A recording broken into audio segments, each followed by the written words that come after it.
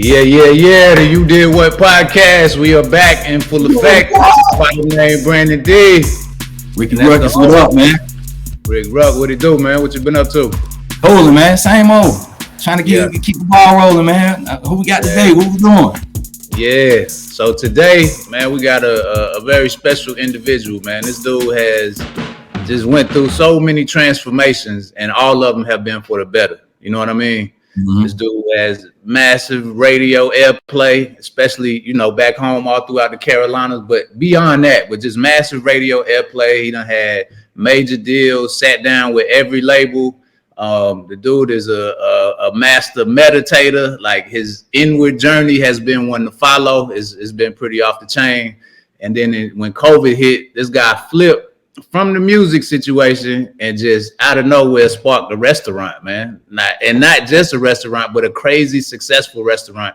So we're gonna get into all of that, and we about to bring in the one and only Tigo B. Tigo B. What's up with y'all? Yeah. Hell of an introduction. I appreciate you. Good, man. You live a hell of a life, so it's a hell of an intro. That's real. I wear that. How y'all boys feeling? We feeling good, great. Man. How you? I'm feeling all right, man. It's an interesting season right now. I feel like everybody going through a transition. So I am as well. So I'm just taking things in stride. Yeah. Sure. So we're gonna dive right into it, man. So I met you, I want to say it might have been like 06, 07, that type of timing. Yep, right around that time. I think I was at the BP at Random and Road selling CDs, not too far from where you live. That'd probably be the first time we bumped into each other, probably. Yeah, it might have been it. Yeah, for sure. For sure. Yeah. And then from there, the Naps Crew days, you was around for all of that. And for those that don't know, Naps Crew Entertainment is a record label that my cousin and I, Jay White, we started. Just had major motion going on in the streets, and he was a part of that for a minute, and then we kind of disbanded. White had moved to the West Coast. I had went on the road, and we just kind of let that situation go, and from there you moved on and started doing your own thing as an artist, right? A fact, yes, indeed. And around that time, you was maneuvering around in the streets too. So I was. So the music was a little different than where it's at right now. Yeah. You had to definitely a lot different. Was you doing music before you met Brandon them? Yeah, I was, man. So the one time I remember I met Brandon when it was the musical side for me. We were downtown. I just seen Brandon. It was over there by like where Inferno is at. It wasn't even Inferno yet though. You know what I'm saying? It was just in that general area. And he was coming across the street, and I was like, bro, I'm gonna rap for you. And BD was like, all right, bet, what's good? So then I just started spitting. You feel what I'm saying? And at this time, I'm still on the come up, so I'm listening to y'all niggas. You know what I'm saying? I'm hearing Brandon shit, I'm hearing Rick shit. You know what I'm saying? I'm like, well, I can fuck with these niggas though. You know what I'm saying? So I was rapping for BD, and I seen him smiling as I was rapping. And I was like, yeah, got his ass. You know what I'm saying? yeah, for sure. So he locked me in, and after that, we started building a relationship. And then, as he said, he introduced me to his cousin and, Jay White. And then we just kind of locked in and started recording, Yeah, for sure. That's all. Yeah. And so around that time, man, well, like I said, it kind of disbanded in terms of Naps Crew Entertainment, but you continued to push. We all continued to push. But around that time, I remember you had a record called Jolly Green Giant. I did. You had a joint with Waka Flocka. How did that situation come about? So yeah, like what you were saying, I was in the streets still. I was trying to figure it out. I was over there off of Random and Road, and I was a street pharmacist. You know what I'm saying? And I was trying to help the community. You feel what I mean? So, but anyway, as I was doing music, I had done a song called North Carolina. This is right after Naps Crew. And I thought it was a hit record. You know what I'm saying? I sent it out there to Flex at the radio. Shout out to Flex. And Flex said it wasn't right. And I was in my feelings. yeah. And Flex said it wasn't right. I was in my feelings about it because I didn't really understand the business. I didn't understand the game. You know what I'm saying? And truthfully, when I go back and listen to the record, it was kind of trash. But I thought that I knew better, and I thought that it was hot. But it put a fire up under me because I was like, yeah, you know what? That's cool because I don't need them niggas. No way. I'm gonna figure it out myself. And then I started. It pushed me into a position where I really started just producing better music. And then I caught E-Sub really started tapping in with me more on that side too. Like, I'm gonna help you start moving this music around. So at that time he was going down to Street Execs, the link up with Travis Porter and them, and then I would ride out with them. So then I started building my own relationships with Travis and then with K Camp, with Schoolie, all them boys, and then we were at the studio session and Flocka was there. So Flocka, we were just talking about street pharmacist business, and then he started talking about he was doing music and I was too, and then I let him hear the song I had done with my man 30 and his brother Chris called We Got It. They had produced it and I was ready to put it out. I was like, well, bro, it'd be hard if you jumped on it. And then he was like, no, I'm gonna do it. So like a month went past though, so I'm like, man, this nigga ain't gonna do this shit. You know what I'm saying? Like, I'm already getting my feelings about that because it's taking a minute, but I'm really not thinking about how much he got going on at the time. This is that right when he had, oh, let's do it. That's what I was going to ask what timeline on his career was. Yeah. This is, oh, let's do it. So I'm like, man, he ain't going to do this shit. But I was texting him. I hit him. He would always respond, though. Then he hit. He was like, nah, bro, I'm going to knock it out today. I just been busy. I'm going to knock it out. He knocked it out. That shit was crazy, and then that's really what jumped off my I would say more independent solo artist status, where people like really were taking notice, like, okay, like, yeah, this kid, all right. You know what I mean? What kind of paperwork did y'all have in that situation? Was it just like a handshake agreement, or y'all put paperwork? It was total handshake agreement. So you ain't had to deal with no labels and none of that? Nothing. None of that. You know what I'm saying? It was just all the way just screw. Did he even charge you for the feature? Did he even he didn't charge me. And then he ended up, I see Flocka years later, because we built over the years, and Flocka's an aware person. He's a conscious guy, and at that time he was even trying to be, but he was still in the street. So as the years went on, we would just have more in-depth conversations, which let me know that's why it was so genuine back then. You see what I'm saying? So, yeah. It's crazy. So that part takes off, right? And then at some point you have like an inward journey and you begin to get into meditation and things like that. Yeah. It was right around that time. Yeah, let's break down what led to that inward journey. All right, for sure. So by this time, I was gaining some success. The song with Flocka going crazy, all of that. But YouTube also getting popular. So this like 2008, 2009.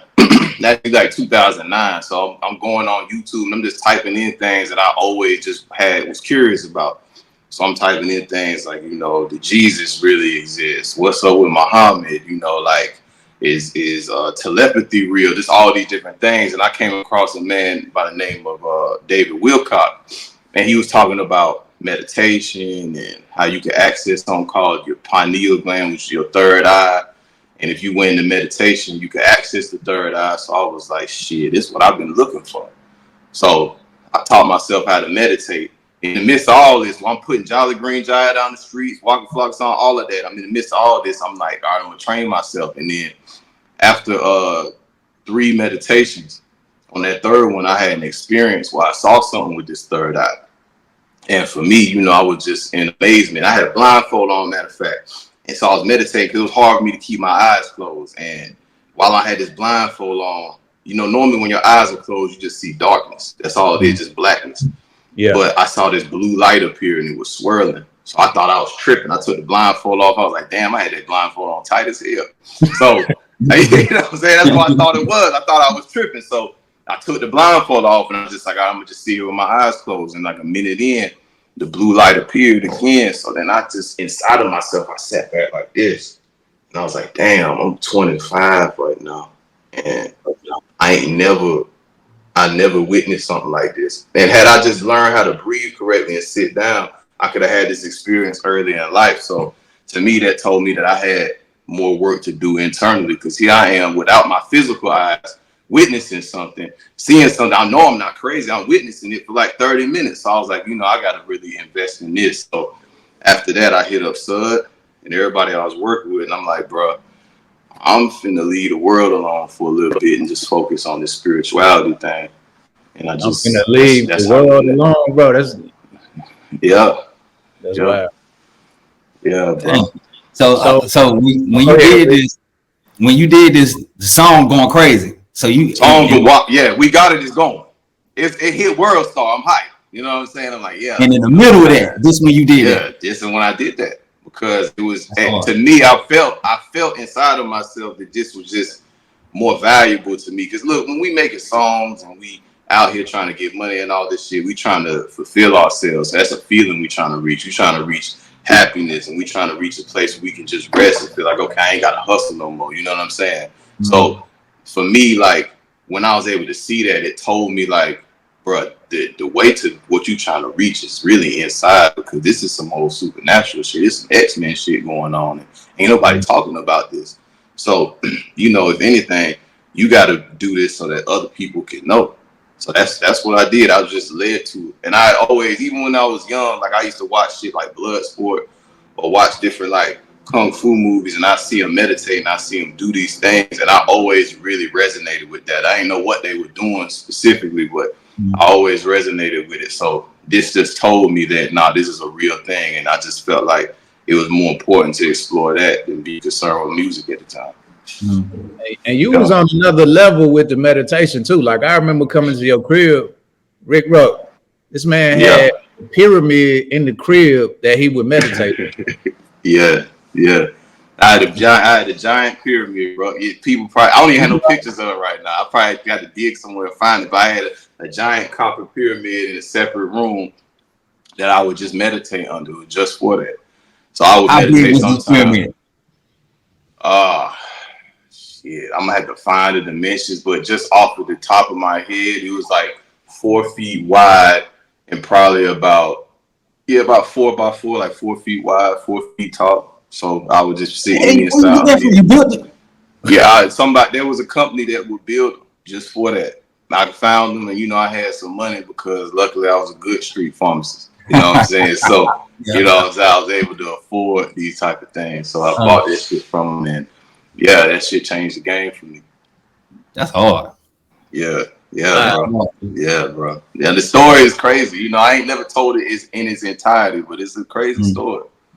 So how did this lead to you going to China in search of a deeper meditation, or is that what you was in search of when you went to China? Yeah, for the meditation.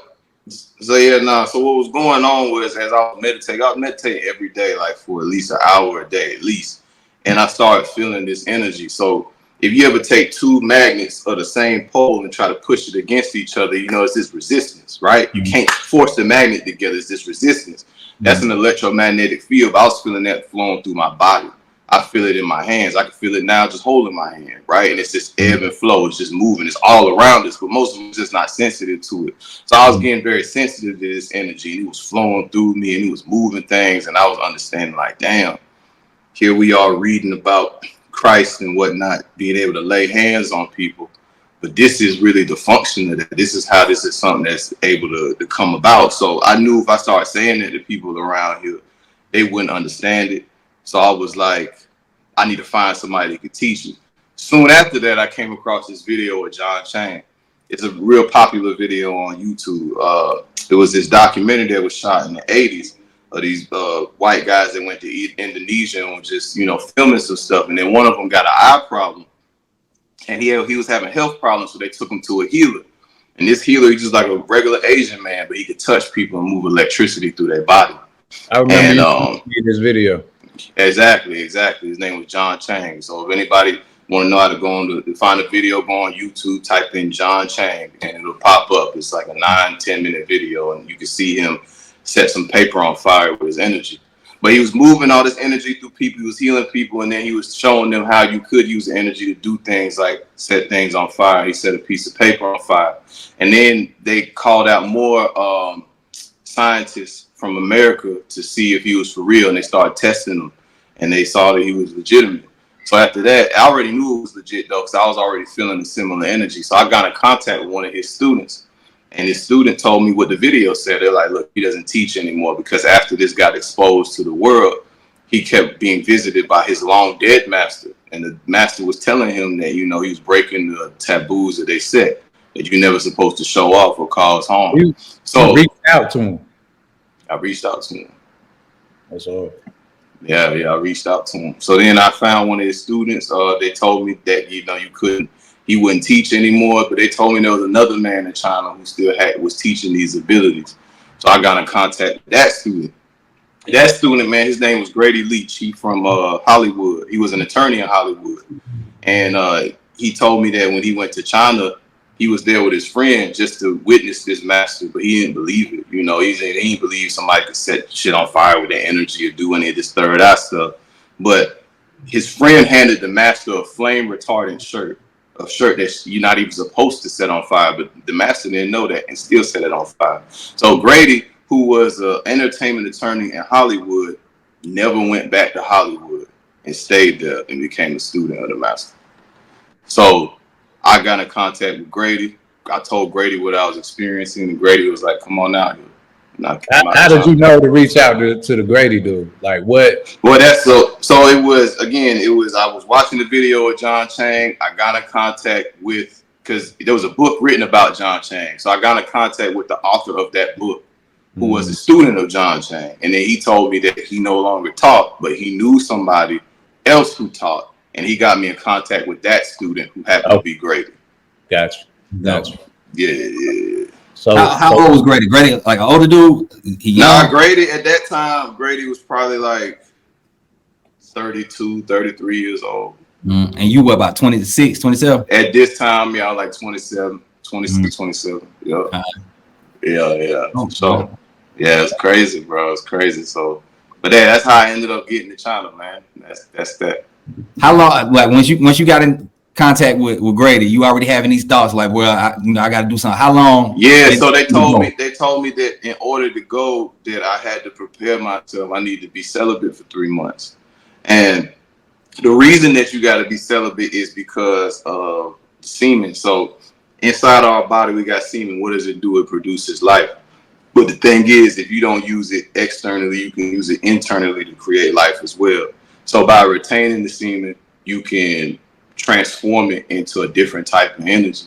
And what you find is if you go... Look at Rick's face, bro. I'm saying, hold up. Keep on. You know what's going on. Yeah. So that's why you see even a lot of fighters try not to have sex around the time of fighting, because it increases what's known as Jing, and this is a vital force. So when you hold on to this semen, which is why y'all hear Kevin Gates a lot talk about semen retention and things like that, because he understands. When you hold on to this semen, you can transform this force. And it even makes it to where your dreams are more potent, which allows you to step more into the spiritual world and allows you to gather more of that electromagnetic energy I was telling you about. So this is a hack. So I had to be able to do that and gain enough energy so when I went out there, I could be productive. So I had to wait 3 months, and I did that, and then went out there, and it was a crazy experience. Dang, hold on. So, like 3 months, do you feel like, boy? Yeah, it was crazy because look, that was the first. During that 3 months, I remember about halfway through, I started having wet dreams, and I ain't had one of them since I was a kid. You see what I'm saying? So because I hadn't busted nothing. Yeah. So it was crazy. So, but I was recognizing how heightened my consciousness was, though. You see what I'm saying? Like one, I'm seeing how I'm creating this dream world where I'm having sex with different women. 'Cause I'm horny, but I can't, get it off. And then two, I'm having like prophetic dreams though. Like, so I'm realizing things that's going on in my life through the dream world, but I'm only that aware because I'm not having sex. So it's blowing my mind, like the connection between that shit. Yeah, yeah, bro. Man, I'm gonna hit my wife, see if she with it, bro. But it's the thing, you can still have sex, you just can't come, brother. That's it. You bust that nut, that's what it is. It's over with, yeah. Because really, there's a hack. You can use sex and keep having sex over and over. Build the energy up, build it up. Let yourself calm down. Go soft again. Get hard again. Build it up. Don't bust. Let yourself calm down. And your nervous system just keeps cycling the energy. and this give you more energy. You know what I'm saying? Man, that's crazy. I want to try that, bro. Yeah. What? Yeah. Come on, man. Yeah. So check it out. You get to China, and then what happens once you get to China? Yeah, so I get to China. I'm staying at a hostel, and you know what a hostel is. It's kind of like a hotel, but more like a community hotel. You know what I'm saying? So like it's like you share like a couple bathrooms type things, almost like a dorm. You know. Yeah. So it was real different in China. You know, I'm asking the girl at the front desk. I'm like, hey, how I get on Facebook? She's like, oh, Facebook is forbidden. I said, God damn, Facebook's forbidden. You know what I'm saying? I said, damn. So I'm having to ask Grady. I'm like, yo, I need one of them VPNs. So he put me on to the VPN. Now I'm able to bypass or whatnot. But so for the first day, you know, Grady just showing me around. I'm seeing like how in China they really work hard in the motherfucker. So like where I was at in Yellow Mountain, they had on this strip just a bunch of businesses. Certain people selling rice and stuff, other people selling beads, crystals, different things like that. Downstairs was their shop, upstairs was their house. So business and homes right there. So I was like, man, that's crazy. Most of them had never seen black people before. So everybody was just taking pictures with me like they had just never seen it. So even my teacher was hyped.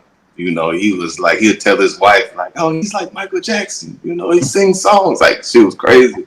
But was they way shorter than you? Yeah, everybody was. I'll send some pictures too. You know what I'm saying? And you on semen retention too? You you know what I'm saying? Yeah, it was all that. It was all that. So then after that, you know, the next day we went into philosophy, and Grady was just kind of breaking down the idea of the difference between the chi I was feeling and the electric light chi that we was trying to develop. So what I was feeling was known as Goi chi, and that's like the magnet energy. You know, you can sense that energy when you're holding magnets, but without those magnets, most people can't sense that energy. But you can get your body pretty easily. I could teach somebody in like an hour how to feel the Goi chi, you know what I'm saying? Especially if your diet pretty decent, and you can learn how to feel magnetic energy around you. So he was just teaching me the differences, teaching me the philosophy, teaching me the history, all of that. So then the third day, because by the way, I was out there for 15 days. So then the third day we went into the mountain. And then we went into the mountain. We would train and we would meditate for, I'd say 2 hours. Then we would come back down the mountain. We would eat a little bit. Where at in the mountain? Like you in a cave? You just sitting on the side of No. So you go, it's like this trail that you had to like go up. And then there was like this flat piece of land where they had sectioned off just to practice, you know, and the reason it needed to be flat is because you need to either be wearing shoes that didn't have rubber on the bottom or bare feet. And that's important because every other animal that you can conceive right now touches the earth every day. Even the eagle that flies in the sky has to land on a tree at some point. And when that landing occurs, all the positive ions in their body dissipates into the earth itself. So it allows for negative ions to come in. This is why we feel good at the beach when we're standing outside barefoot, because we're able to let all this energy interact with the earth itself. So when you consistently have rubber on the bottom of your shoes, you don't ever touch the earth, which creates like this separateness feeling, and then it creates a buildup of stress and inflammation in the body. So in order for me to pull in enough energy from the earth, which is part of the practice that we're doing, I got to be able to connect with the earth. So they got these shoes. They look like these little, like the shoes that Bruce Lee used to wear, but the bottom isn't rubber. Isn't rubber. The bottom is made out of cowhide, and that way it's a natural material. You see what I'm saying? Now energy could flow through it. So we had to go up there where the ground was right, where it's flat land, so I could do the particular standing meditations and sitting meditation. Dang. Yeah, imagine bro. how many, hood niggas do not take their shoes off. Nah. I was talking about that on my story like a couple weeks ago. Yeah, that shit crazy. Man, niggas so disconnected and inflamed. Exactly. All that, yo. Yeah, inflamed and disconnected. Exactly. Well, New York nigga at the beach with Tim's on. Yeah, exactly. You really do be at the beach at the pool with shoes on, like, and it's because we disconnected. Versus you see anybody that's indigenous, you know what I'm saying, whether it's an African or a person from Indonesia or whatnot, they're very used to having their shoes off and their feet touching the ground, because we are natural creatures, but we function like a cancer because we treat ourselves like we separate from nature. Dang. Hey yo, we just went to Bali, and me and my wife paid attention to this. All all the people's feet are like square. Yeah. Like, you know, our feet is like this because our tennis shoes go like this. They have flip flops, so they feet is like spread. Yep. Yeah. Like our Jones, everybody's feet, like your big toe going in, and the rest of your toes is kind of going like this. So it's almost like a pyramid. But they shit is like this, straight out. Big toe, crazy big flat toes or something. Yeah, it's just the spacing of them. Like Spacing, you know, our joint is kind of like a foot. Like if this your big toe is like this, and then your little toe go like this. They joint is more like this, like big toe here. It's straight up. Ruckus saying some real shit because they actually create spacers for toes so that your feet can get back like that. That's how it's supposed to be. But like Ruckus said, you know, we condition to wear shoes, and really it fuck up a lot within the body. You can't even imagine. So we not, you know, if you in the gym and you squat as an example, squat barefoot over shoes, you see a hell of a difference. Cause when you barefoot, you can like grip the ground, like you can really be grounded. In shoes, you don't got no control, except for the grip that's at the bottom of the shoe, but they don't let for your toes to really handle shit. You know what I'm saying? Crazy. Yeah, it was wild. So yeah, I was out there for 15 days. We trained every day for many hours, building the energy. Then shortly before I left, I was with my teacher. I got a video of that, and he was it was actually Grady's time to test was known as Fa Chi. So Fa Chi is the ability to take chi from the dantian, which is right below the navel, move it up through the body and shoot it out of your hands. It's like this electric-like energy. But Grady had never done it before. So Grady was making the attempt. He was unsuccessful at first, so my teacher was teaching him, you know, the right way to do it. Then the second time, he was able to do it on me. And it was cool. It was cool because I'd already felt my master's energy, which felt like being electrocuted, but it wasn't painful. But it was just like it wasn't like some trick of the mind or some shit like that. You know what I'm saying? It's kind of like if somebody shoots you, you ain't got to believe in the gun to get hurt by that bullet. You see what I'm saying? It's this same situation. Like, I don't care who you are. You ain't got to believe in nothing I'm telling you. Go out there and let that nigga touch you. Like a Hadouken. It's exactly.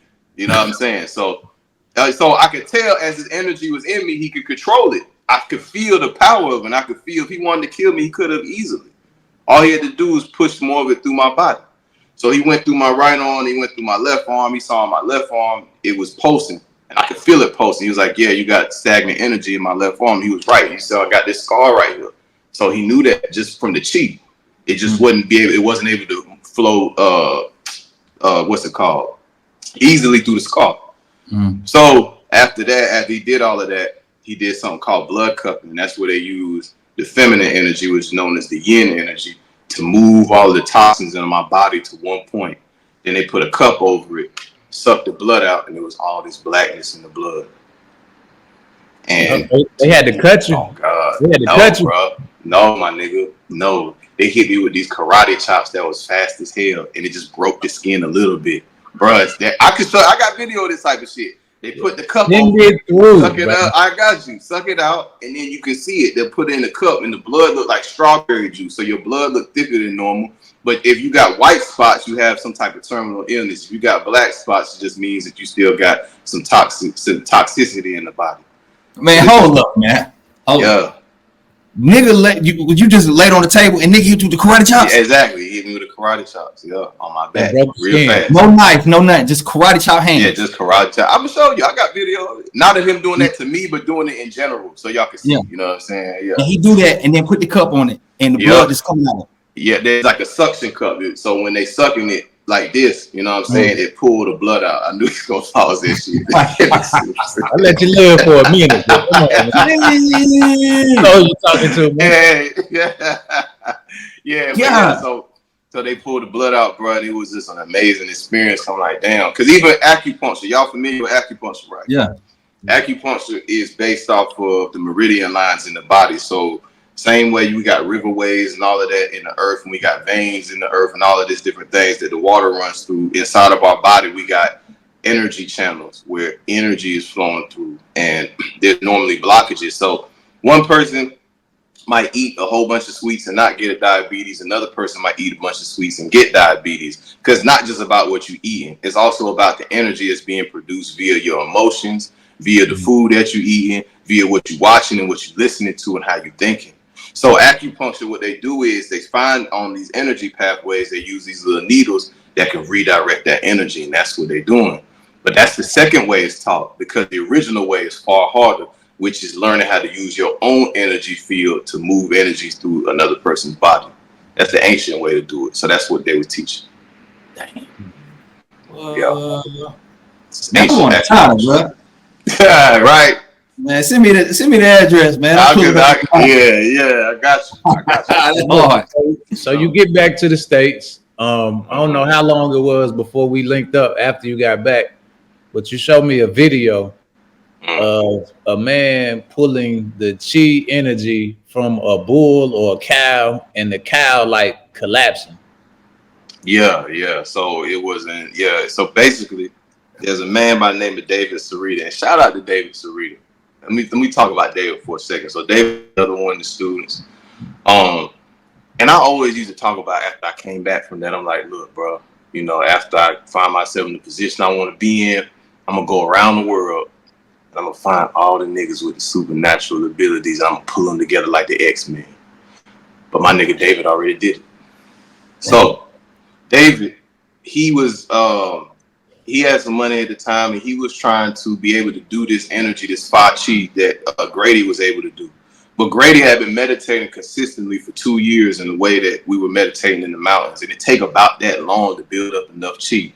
But the equivalent energy is to take the chi from 7 different bulls.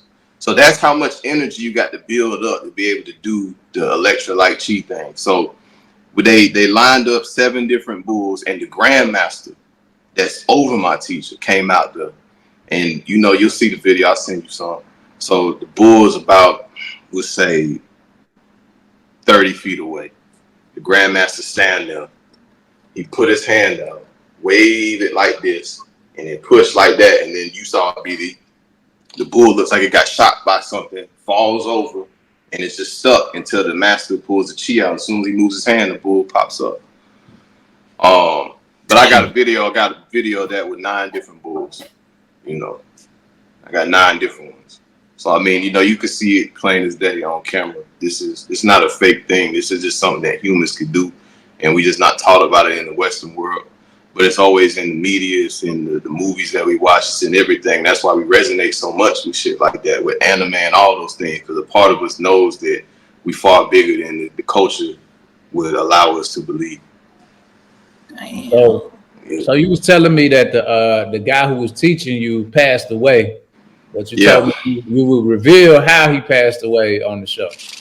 Yeah, so the way he passed, man, was so they used to make jokes about my teacher not being careful on certain things because, you know, it might be somebody with age that would come through, and they might be like, teacher, you might want to wear gloves, this, and that, third. He would laugh because he would say, like, nah, the chi can burn up all that. I'm not concerned about that. Mm-hmm. So in this particular time, what happened was, and by the way, this was told to me by Grady because I wasn't there when this happened, but Grady told me that he was actually trying to heal somebody, and the amount of chi that he had running through his body, something malfunctioned, and his own power ended up putting him in a state, almost comatose state, and he died.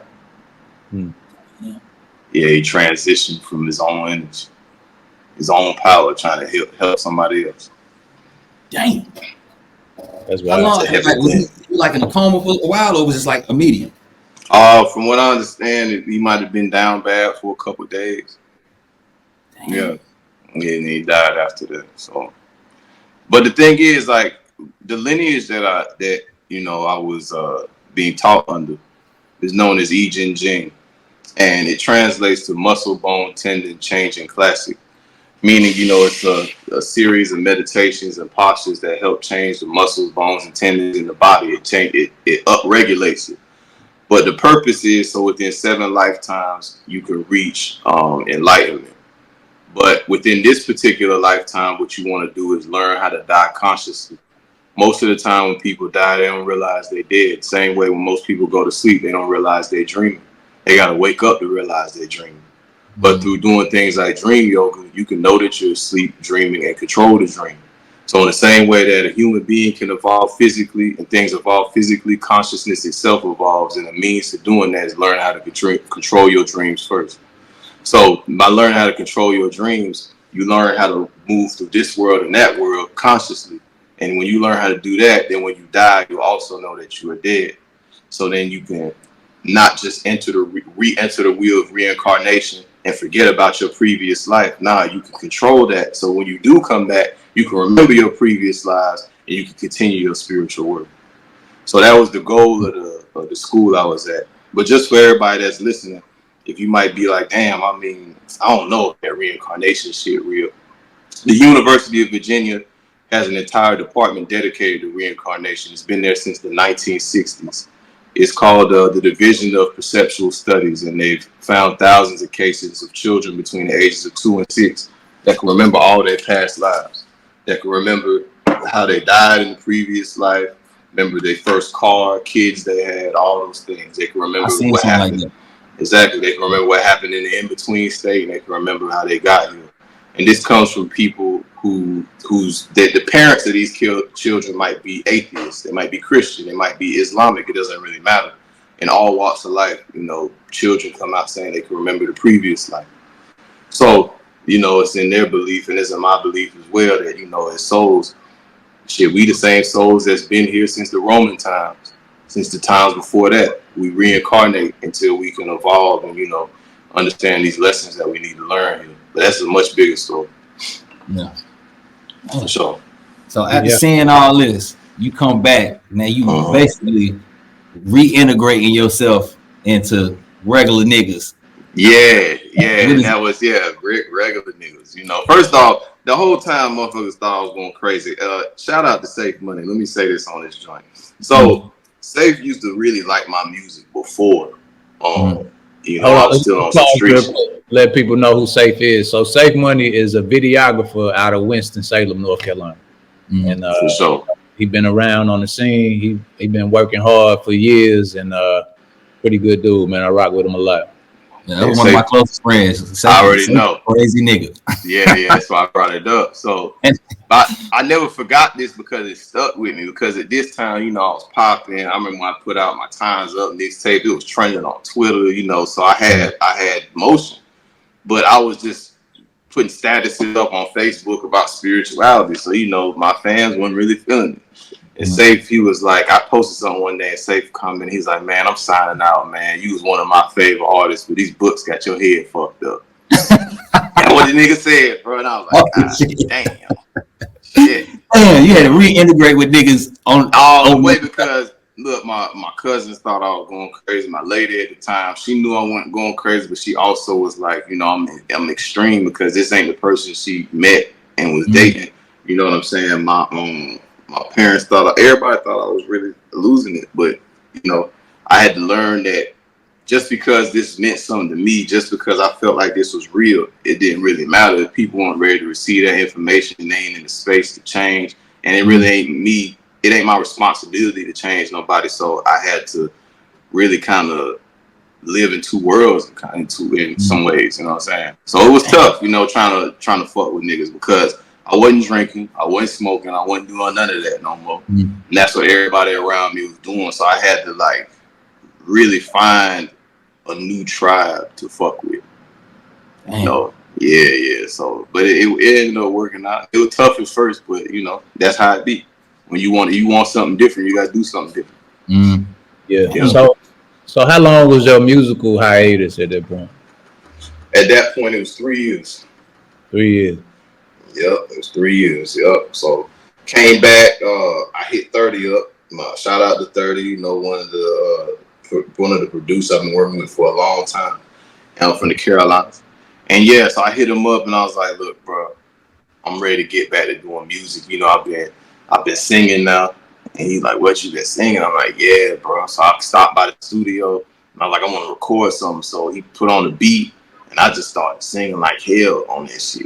It fucked him up because I didn't sing before, but while I was doing this meditation thing, I was listening to people sing mantras, and I could just tell the way they were singing it. I'm like, yo, it's something about that I gotta achieve.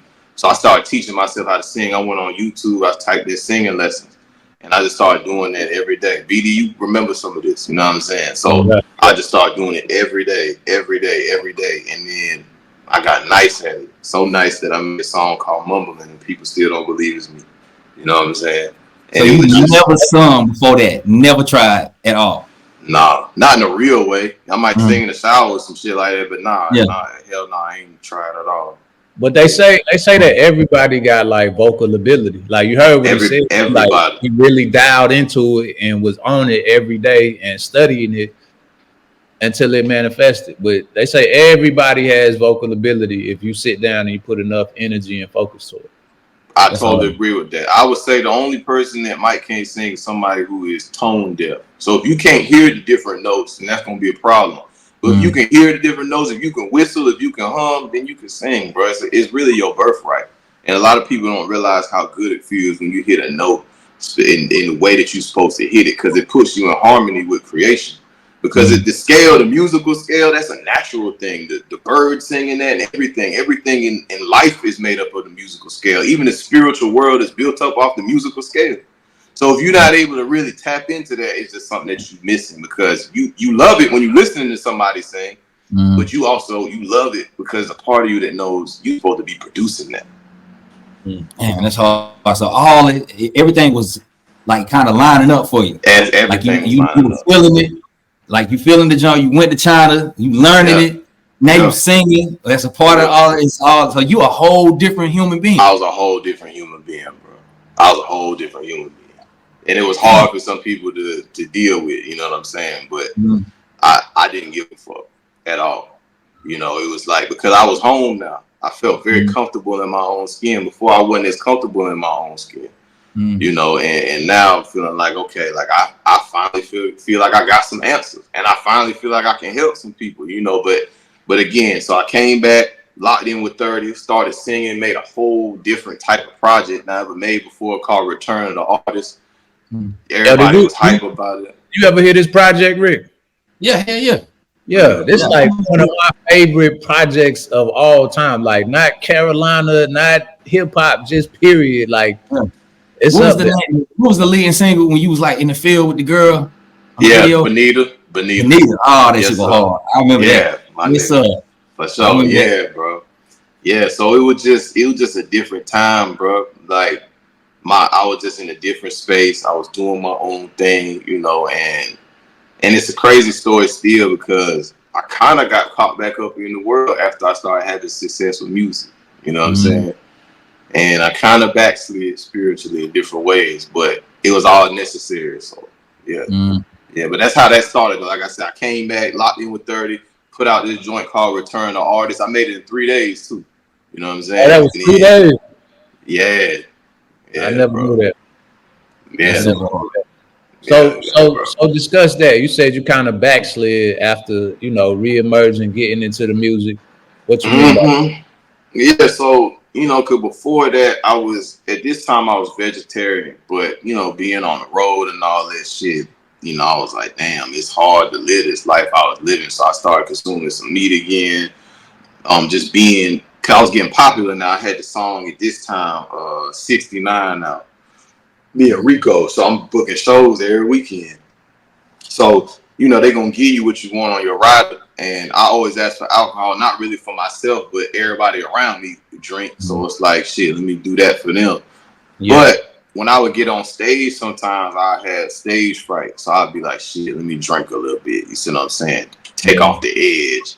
And that's how the backsliding started to happen. You know what I'm saying? Little drink here, turn a little bit more drink here, turn a little bit smoking here. You feel what I'm saying? So I was kind of like living between worlds, you know. It never got back to like how it was before I had my spiritual awakening, but you know. But while I would use alcohol specifically for when I was about to perform as a crutch, because I felt like having to perform I was having to put on a mask and not just fully be myself. You see what I'm saying? Yeah. So yeah. So it was tough. And look, I know both of y'all niggas can relate in some degree. You know what I'm saying? Yeah. Definitely. Yeah. Yeah. So, all right. So you get Bonita, you get the '69 record. Like you just had a string of records that ran the radio for a few Yeah, bro. consecutive. Yeah. And Yeah, I did, man. That's what I was about to get to. So, was 102 coming to you, or was you like, boy, like how you went to place the first time with the record? You like, this is it. Yeah. So what it was I linked up with my partner, Fox. You know what I'm saying? Shout out to Fox. You know, we own Romeo's together, so business has been smooth since. But it's funny because Son had introduced me to Fox back when I had Jolly Green Giant. And although Fox linked it, he was like, man, you know, I got too much stuff going on right now. He really wasn't trying to be in street music no more. So one day I was driving by his store, Cosmic Kicks, after I did Return to Artist. I just pulled up on him like, hey, bro, listen to this. And he heard Return to Artist. He was like, nah, I can work with this. He was like, bro, we should link up. So we ended up linking up. And from when we linked up, you know, he really put me more into the understanding of radio at that time. Like I had connections with like Showdown and Big Mo and everybody, shout out to them boys. But I didn't really know the business. So he knew more of that side and put me into the understanding of, okay, when you're releasing a new record, you need to find you a record promoter that can move around here and work on your behalf as you strengthen your relationships with these people at radio. So it was never them coming to me at first. You know, I had to create that motion. But once they realized that, okay, now Tigo doing his thing, it was after, I say, yeah, right after 69, you know, Mo be on my head like, okay, what's next type thing. What's next? You know what I'm saying? Yeah. I know that felt good because you came to him with the record. This it. They said, exactly. I told Flex about it. I always, you know, I gave him like, bro, I'm gonna be honest with you, you was right. That song wasn't good. It wasn't good like that. And it pushed me to where I had to make good songs. So yeah, bro. And after that, it was a dope run because it started like that. It was Bonita, then I had 69. Then that time while 69 was on the radio, I think I did Back to the Money. And I had it. So me and Black Boy did that. Then I had CNN. Then after CNN, I think it was Where You Come From. You know, look on CNN. You know, he had Armani Caesar was the lead lady for the CNN. Yeah, she was. Yeah, so was. Shout out to Armani, man. She like family. She stay right up the street. You know what I'm saying? She's doing her thing right now. She really is, man. Yeah. Nah, Armani good people, man. She went crazy with that Griselda. Yeah. So then after that is the transition to Romeo's. Yeah. Hold on. You skipping something. So then after that, the record that he didn't mention was the joint with Luke Nasty, Where I Come From. Yeah. Where you come from? Yeah. So you had Where I Come From, and that leads to like a deal type situation, right? That's what I'm about to say. So it's interesting, bro, because I had 69 brought me Ghazi. That's when me and Ghazi first linked up with Empire. You know what I'm saying? He had gave me a distribution deal, and at that time, you know, everybody wasn't having those. So, and then it landed me on Complex Mag, 20 songs that's about to blow. So that was the first thing. And after that, I did CNN. And when CNN came, that's when all the different labels started hitting. You feel what I'm saying? But I never found a deal that was suitable. You know, I was already making money at the time, and I was like, they ain't gonna really be able to create no motion. But I'm gonna tell this story about how I was about to really be where I wanted to be with CNN, and how me not knowing business fucked that up. So CNN was out. I put it on a couple different projects. I had it on my main project. I had it out as a single, and then me and Rico did a project together, and I put it on there. So now that created 3 different UPC codes for the song.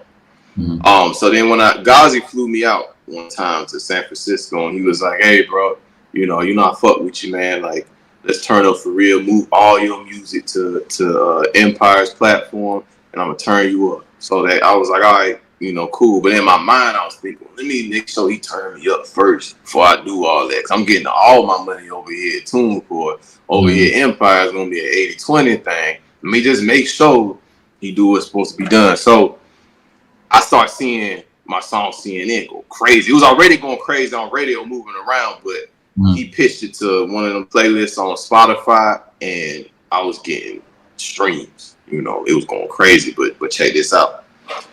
The song that he added to the playlist wasn't the one I had on the Empire. It was the one I had on the TuneCore.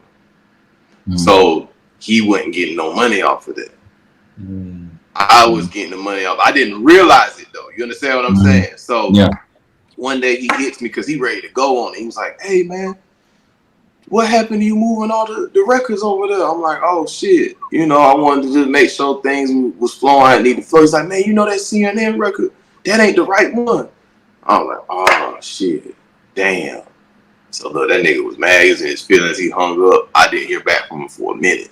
That shit fell off of that play. Yeah, you know, it's like it even charted on the Spotify charts. You see what I'm saying? So the song was ready to go. I kind of fucked that one up because I didn't understand. So you know, moving forward, I kept pushing. I did a joint called "Where You Come From," produced by Gotti Rock Solid. Shout out to Gotti. And I reached out to Luke. He had on the way at that time, and I was like, "Shit, bro, go ahead and hop on this." He did. I put that out, and that was my biggest record. Yeah. Where You Come From was my biggest record. Yeah, it was #1 for a long time. Power 98. I think I had like 60 different radio stations playing it, and that's when a bunch of different labels reaching out. But one in particular reached out from Japan called Avex. They're a huge publishing company out there, so they had a lot of money, and they ain't have any artists in the U.S. So financially, it was the best deal on the table.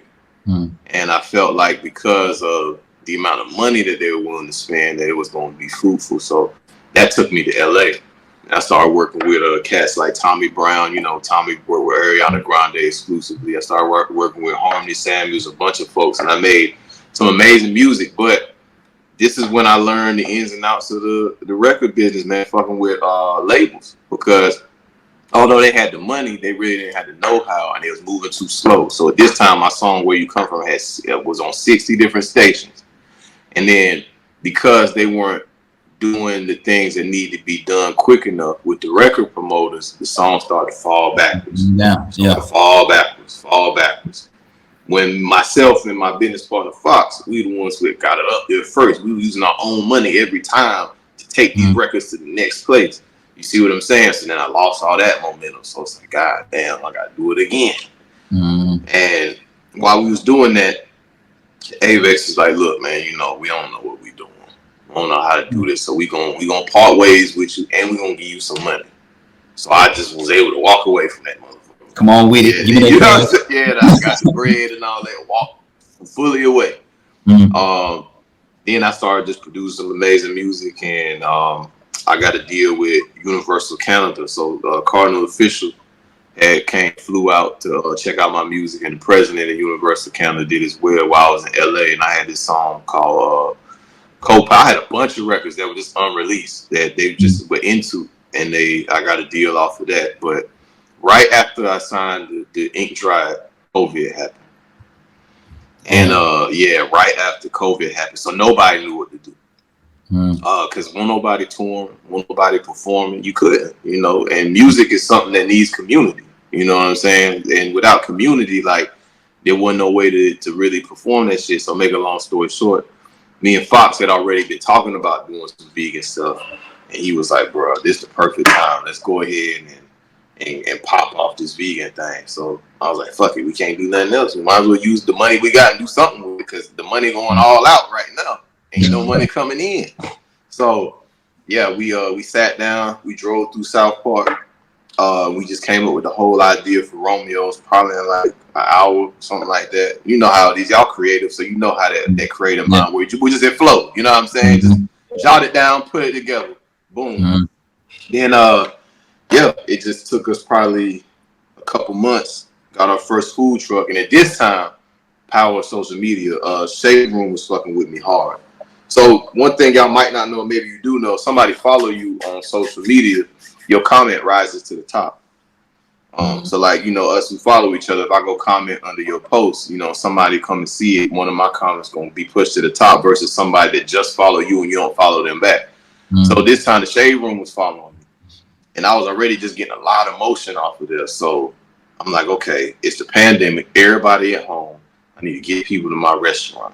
So a motherfucker might drop some shit on the Shade Room. It might be like, Will Smith slapped the hell out of Chris Rock. I was seeing this, dog. I seen this whole shit. I was like, boy, this nigga going crazy. Yeah. Might be like Will Smith slapped shit out of Chris Rock, and I'd be like, damn, that's crazy. You want to know what else slapped? Romeo's Vegan Burgers. So you would get a burger that slap. I was seeing that slap, and then motherfuckers would die laughing, and I get 1,500 followers off that one comment. So every day, I would milk the comment section on Shade Room, Hollywood Unlocked, and I'll get thousands of followers. And then that just turned into long lines at the restaurants. I just leveraged that shit. And we just had a success story. That shit went viral. You know, different news outlets from here, from Texas, different places reached out. And yeah, that's how we turned it up. Did you ever make it by the restaurant, Rick? Nah, I ain't even been there. Bro, I was trying to get to the not even doing the story justice, man. I'm talking about these lines. You know who the biggest fans is for that burger? Carl Major. You know Carl Major? Yeah. I know Major. Hey man, I'm finna head up to Romeo's. Man, I'm finna head up to Romeo's. I'm on Romeo, man. They always talking about that joint, dog. That nigga love that burger. Shout out. I take my whole family one day, and I just want to see what the experience is like, right? I'm talking about a wait time of 3 hours, bro. And people are just in line, just waiting, happy. Like, I can't wait till we get to the front. Like, and nobody leaving, nobody walking off. Like, they just waiting for these burgers, dude. Yeah. 3 hours. 3 hours. We had, we had people waiting out in the rain before, all type of shit, bro. It's crazy. So, and it was food money better than the music money. Yeah, exactly. You know what I'm saying? We turn that music money into food money, bro. Yeah. Hey man, that's all right. Now we got one of the first vegan drive-thrus in the United States. You know. Yeah.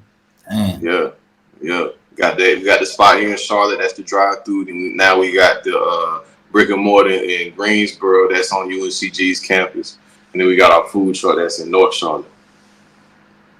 That's yeah, man. So now Romeo's Vegan Burgers is its own brand. It's its own thing. You know, the city reach out all the time. You know, we done partner with the soccer team here. The Panthers have reached out, but we haven't had an opportunity to do something big yet. So that's gonna be cool, and we are able to.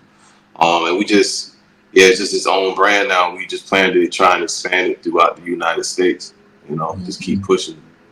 Yeah. Yes, man. I gotta get when I come home, boy. I gotta get on it. I keep saying. Yeah, now you gotta come try it, bro.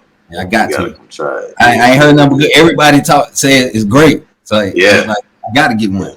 That 80% of our clientele is not vegan. That's the beautiful thing. You know, if I would just depend on the vegan community, I don't know if we make it.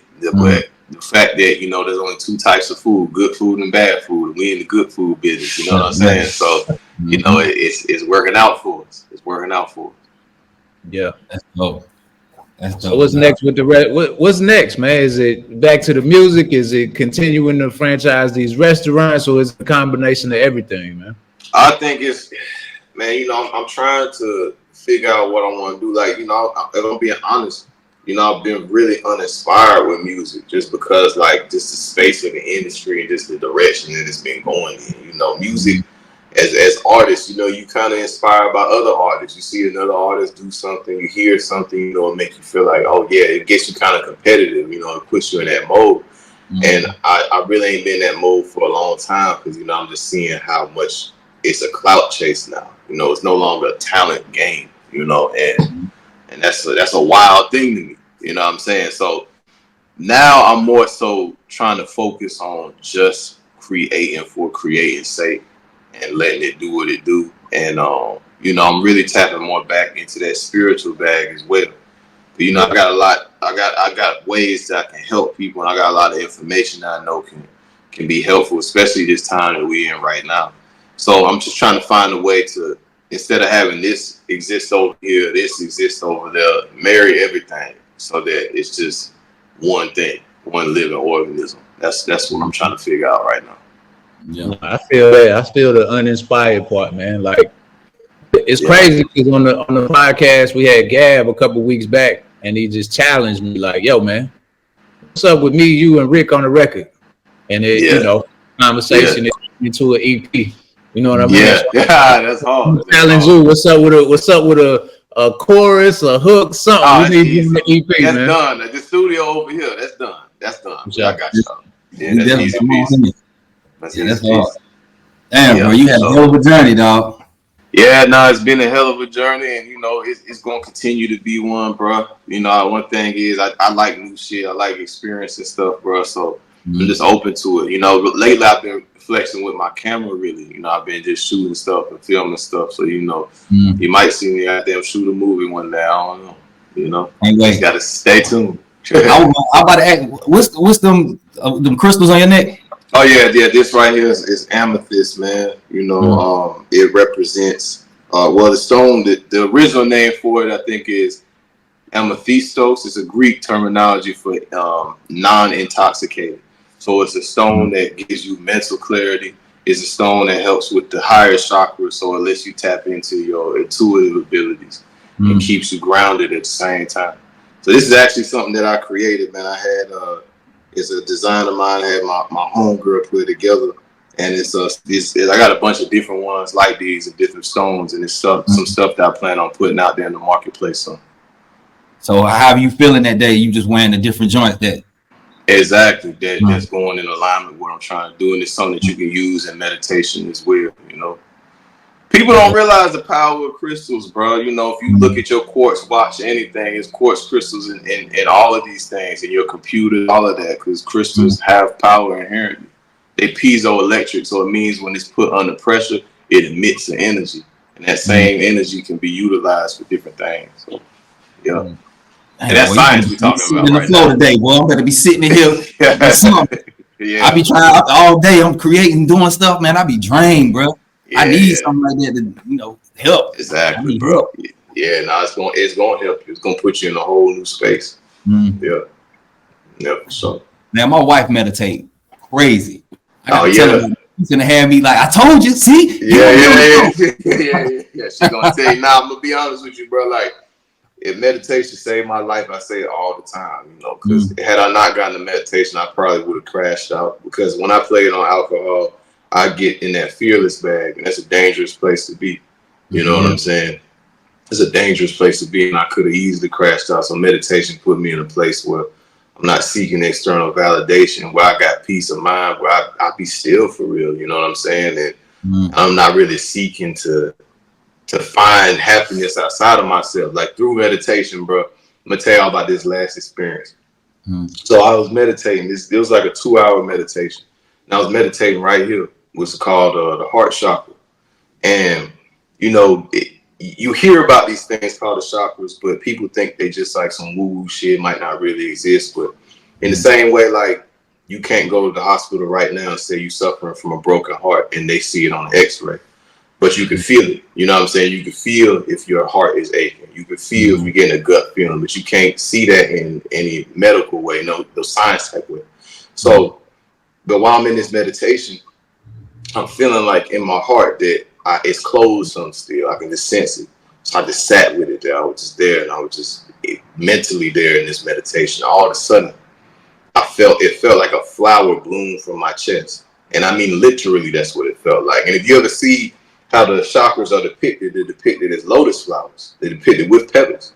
And that's how it actually felt. It felt like this flower bloomed from my chest, and I felt the radiance of what you want to call love, light, whatever. It went through my crown, went through my fingertips, through my toes. It felt stronger than the orgasm. And I'm just sitting here in meditation.